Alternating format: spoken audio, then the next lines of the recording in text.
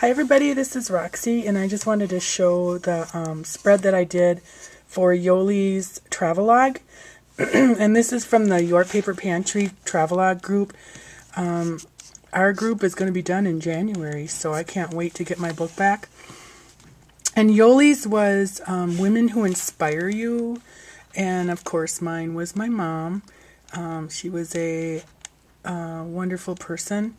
And everybody always said that, and people to this day, if I run into old neighbors or her old friends, they always comment on how she was the best, and everybody always tells me that she was their favorite mom of the neighborhood. And I agree. So what I did was I used cut and paste, and what's funny is I had this started, excuse me, and then the other night I got talking to Yolie, and told her I was doing her thing, and she said, well, what are you going to do? And I told her I was using cut and paste, and she said, oh, that's my favorite paper. And I think she said she has like 6 pads of it because she's stocking up. And I keep seeing it. I keep telling myself I should get more, and I better, because she might end up in Minnesota getting all our paper too. Just kidding, Yoler.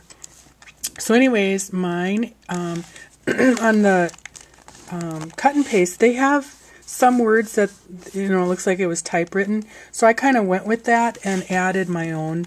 And this one you can hardly see. It's rich. These are just words that I thought of when I think of my mom. Generous, cute, friend, patient, love, kind. And then I have her old 1930s Royal typewriter. So I used that typewriter stamp on here too. And then wise, funny, sweetness, smart, and mama.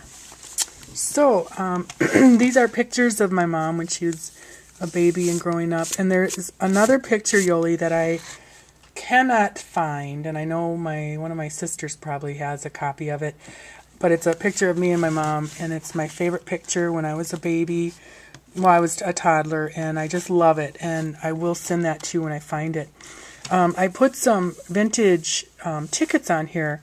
My mom was the neighborhood mom where if she wanted to have a picnic, she would get all the kids, whoever, she'd just yell out the window, come on kids, we're going on a picnic, or we're going to the park, or we're going to the lake, and whoever was in earshot who wanted to come got to go. So a lot of times she would take us out to Como Park, which is in St. Paul, and it was a zoo, and it had a conservatory, plus it had amusement rides. And my mom was not able to walk very well. She had a disability, and so she would mostly drive us to these places, like drive us to the lake, and then park her car in a shade of a tree, and read a magazine or a book, or take a snooze, or have lunch. And that's what she would do at Como. After she'd drop us off, but we would first have to bring her a Coke and a hot dog before we got to go on the ride. So that was kind of her fun little thing. She loved Coca-Cola. Over here I just write how my mom taught my hubby to drink Coke and eat fresh vegetables, because his family didn't do that. She was a Coke hound. She loved Coca-Cola, and it was just kind of known. On this one, I talk about how my mother would, we had a family of 6 boys that lived across the alley from us, and their parents both worked full-time. My mom was stay-at-home, and they never had food to eat. Their mom never, made them sandwiches for the next day or whatever, and so my mom would feed them nearly all the time, which that's just what she wanted to do. And it wasn't like we had a ton of money. We had 5 kids. My dad worked 2 jobs, but that was just that was just what she was going to do. So I just talk about that, how she'd ask them if they had anything for lunch, and it was usually sugar sandwiches, which is a piece of bread with butter and sugar, or wiener water soup, which was the leftover water from the hot dogs from the night before. They would add ketchup to it, heat it up, and call it lunch. And that is why that just would not fly with her. She said, no, you're going to need to get in here and have some lunch. So another story I tell about is how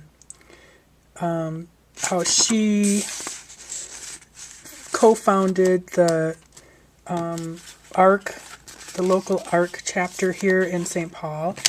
And she was very humble about that. She never talked about it, but I found out actually years later when I ran into a friend of hers when I was in my 20s, and she told me this, and we never knew that about her. We knew she was really involved in ARC, which is at the time was called Association for Retarded Children, because my older sister has developmental disabilities, and we never knew that my mother was not just volunteering, but she co-founded the group or the chapter. So that's just how she always let everybody else shine. And now I'm going to get all verklempt, and I don't want to do that. But my mom passed away when I was 24. It was the month after my golden birthday.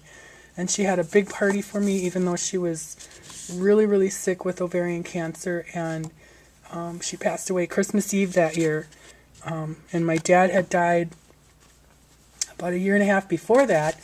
And then even on my mom's deathbed, she was still, just a princess. And she told me, it was at the time when my husband now and I were broken up, and I was actually engaged to somebody else. And she told me, she said, "Don't marry Liam, marry Bill." So thank God I listened to her. Anyways, and I'm going kind of off center here. This is just a story about how, she never, ever, ever complained about anything. Even when she was sick with cancer, she never complained. I don't know how she's just a saint. So this is a fun story that I put on here. And it's about my red rain boots. One day for kindergarten, I was in kindergarten, and I came home for lunch, and it was raining, and I noticed that I got home, and my mom's like, "Why is your foot all wet?" And I said, "Well, I think there's a leak in my boot." So we looked everywhere. We couldn't find anything to, there wasn't, I don't think they even had duct tape in those days. And she tried to use electric tape, but it wouldn't stick. So she put a Band-Aid on the bottom of my boot. And I'm like, no, I was all fretting and worried about that. And she said, "Oh, just never mind. And if anybody says anything, just tell them that you wanted it that way." So, of course, on the way back to school, some boy saw it, and he started making fun.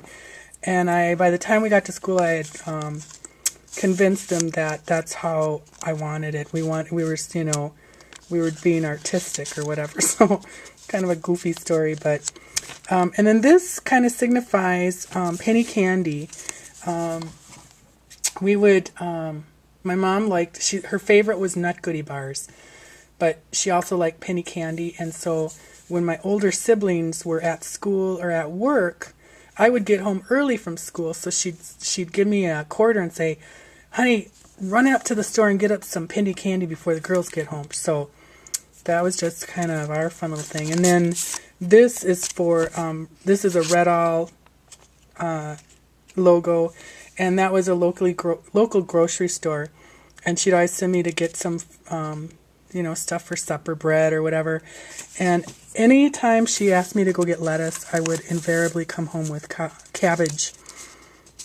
But she'd never yell. She'd just say, "You know what, we'll just make some coleslaw." So, that's just the kind of person she was. She was such a wonderful person. And she had a lot of friends. She took care of all her friends. She called every day. She'd call her friends just to check up and see how they are and put a smile on their face. So this is a little paper bag pocket that I made, and I put a note in it, and it is only for Yolie.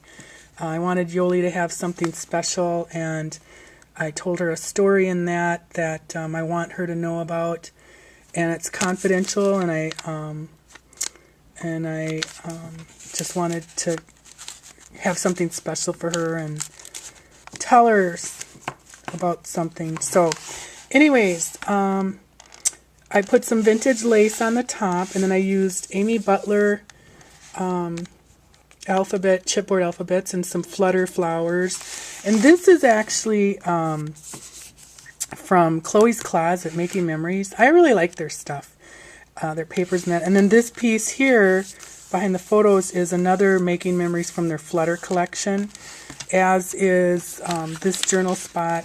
And then this is a flower from a swap, and I'm so sorry I don't remember who sent this, but I love it. And thank you, and I don't mean any disrespect. I just forget. And then these are some little butterflies. My mom really liked butterflies and just pretty things. And so I cut these, or I punched these out of my Creative Memories punch. And then these are just a couple of Chloe's Closet stick pins.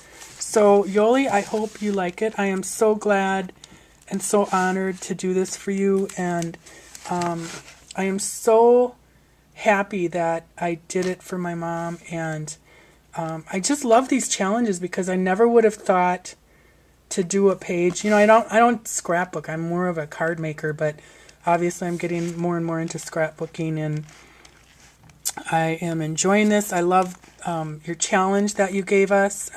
All the challenges have been so much fun, but this is really I dug deep on this one, and it really it makes me feel good to see this. I actually want you to send it back after you look at it because I want to keep it, but I'm just kidding. But anyways, stop over to Your Paper Pantry. We're having some really fun events coming in December. One of them is a bake-off in November with Yolie and a cook-off with Vanjie, who is at Arrested Motions videos, and that is in December. But anybody that wants to send in a recipe, please come to Your Paper Pantry. Our membership is only $12 a year. That's $1 a month, $1, and you can join in all the swaps. You know, everybody makes friends, and we're really having a nice time. It's fun, and there's a lot of inspiration, and I just hope you can join. So thanks very much. Bye.